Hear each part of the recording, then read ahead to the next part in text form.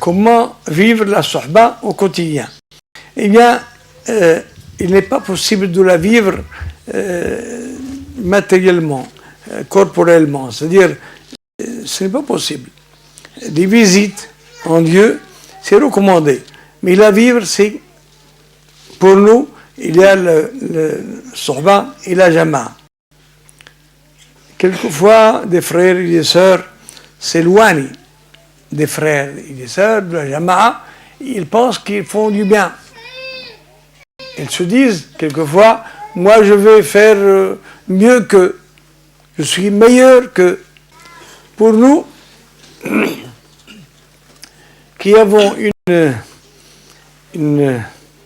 un cheminement particulier, qui n'appartient à nulle confrérie, nous sommes, si vous voulez, nous sommes les frères du prophète, les frères du prophète.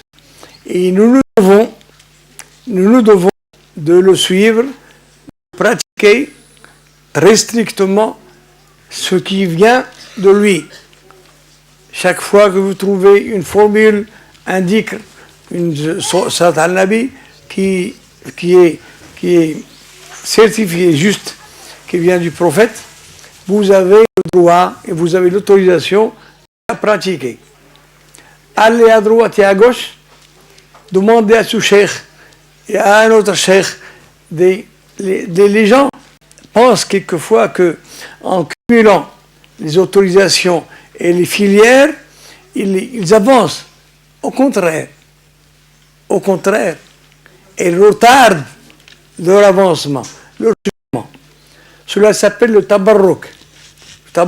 C'est-à-dire prendre une baraka à droite, une baraka à gauche, et puis chaque fois que nous entendons parler d'un saint homme, nous allons lui demander la baraka, lui demander le dua, oui, ça nous fait. Mais lui demander de vous donner des formules à réciter, je ne vous conseille pas. Au contraire, je vous le déconseille très sérieusement. Chers frères qui vient, vous me posez encore une question un peu embarrassante, parce que je ne peux pas vous dire comment vous devez agir en France. Vous êtes là en France, vous pouvez agir de la façon du possible. Il faut agir selon le possible, comme vous pouvez. Ici, au Maroc, ici, présent, c'est-à-dire le présent à la fin, au commencement du 21e siècle,